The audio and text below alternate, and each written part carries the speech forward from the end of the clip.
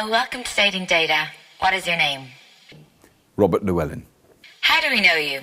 I don't know if you do, but if you do, from working in television for the last 25 years on a show called Red Dwarf, a BBC comedy show, which has recently been relaunched, I think, almost. And also I did a series on Channel 4 for 10 years called Scrapheap Challenge. What's your relationship status?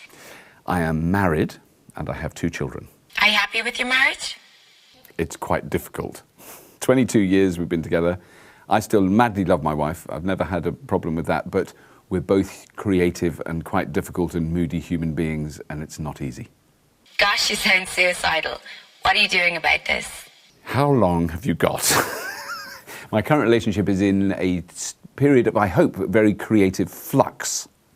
And we're working together to try and reach a level of greater happiness and satisfaction with each other. Good for you. Please tell me about your first date. If you're not including having sex, my first date was with Karen Saunderson, whose father owned a furniture shop in Northampton. And she had red hair, and I thought she was gorgeous. And she was about as interested in me as she was in eating a bar of soap. Did you graduate from college as a virgin? I didn't go to college. What's the one thing you wouldn't tolerate on a date?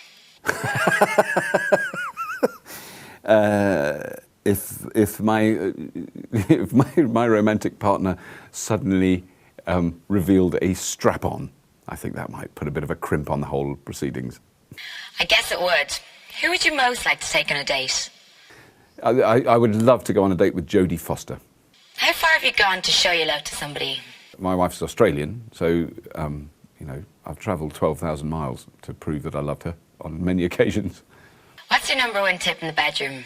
My number one tip is to be quite dominant, strangely, because I'm not a very butch man in my daily life. A lot of people have thought over the years that I was gay because I'm slightly fey and a bit camp at times. But I'm comfortably heterosexual, and I think some of my partners in the past have expressed pleasant surprise that I'm not a sort of wimpy, limp, sort of wet. You go on top, darling. I'm a little bit.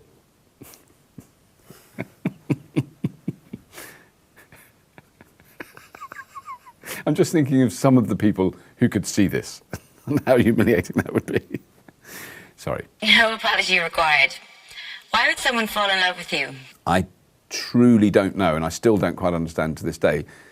And I have to accept that some people have. Not many. I think probably 5 in my whole life.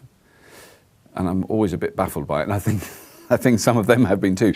And finally, what advice do you have for modern daters? Honesty is the most important thing. If you try and pretend to be something you're not, you'll be found out so fast. Believe me, I'm speaking as someone who knows. Thank you, Robert. Goodbye.